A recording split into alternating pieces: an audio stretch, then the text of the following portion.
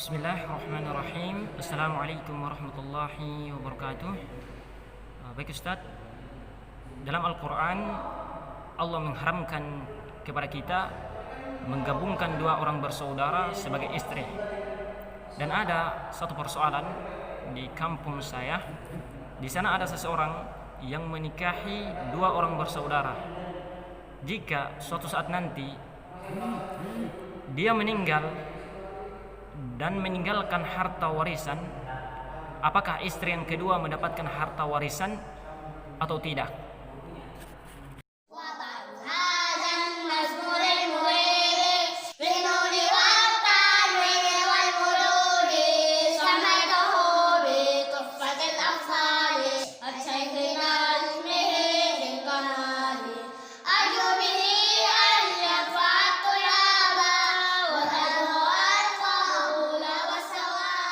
Bismillah, alhamdulillah, wassalatu wassalamu ala rasulillah wa ba'd. Pertanyaan bagus. Nah, untuk menjawab pertanyaan ini, maka kita harus mengetahui ada 3 sebab seseorang mendapatkan warisan. Yang pertama karena nasab, seperti anak.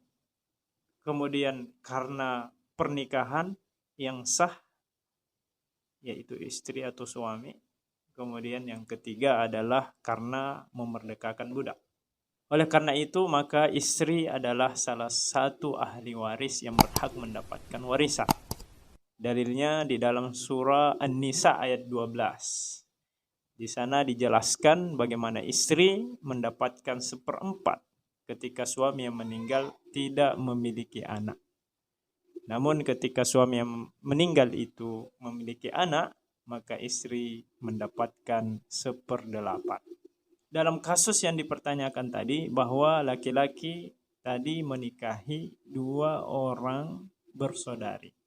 Dia menikahi istrinya pertama, kemudian menikahi lagi ipar perempuannya. Maka tentu hal ini dilarang.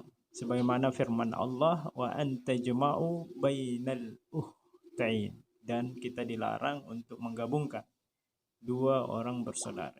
Karena ipar itu adalah mahram muakkad. Karena mahram, orang-orang yang dilarang untuk dinikahi itu terbagi menjadi 2 secara umum. Yang pertama, mahram muabbad. Orang-orang yang dilarang untuk dinikahi selamanya. Contoh adalah saudari kita. Contoh adalah mertua kita. Maka ini adalah mahram muabbad. Mahram yang dilarang dinikahi selama-lamanya. Dan yang kedua ada yang sifatnya temporal, berbatas waktu.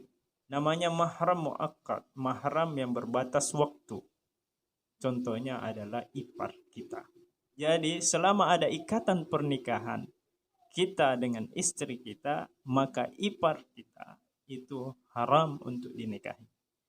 Namun setelah pernikahan itu terputus, apakah karena kematian ataukah karena perceraian, maka dibolehkan.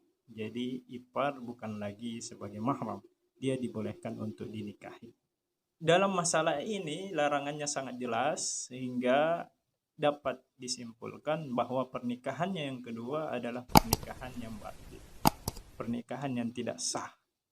Sehingga jika diketahui seperti itu, harusnya dipisahkan segera mungkin. Bagaimana dengan warisannya ketika ternyata laki-laki ini meninggal dunia? Maka tentu yang berhak mendapatkan warisan sebagaimana tadi yang kita katakan, salah satunya adalah sebab pernikahan. Yang dimaksud di sini adalah pernikahan yang sah, bukan pernikahan yang batil. Sehingga pernikahan yang pertama tentu adalah pernikahan yang sah, adalah istri yang sah, berhak mendapatkan warisan. Sedangkan pernikahan yang kedua adalah pernikahan yang batil, tidak sah karena melanggar aturan agama Islam, sehingga tidak mendapatkan warisan.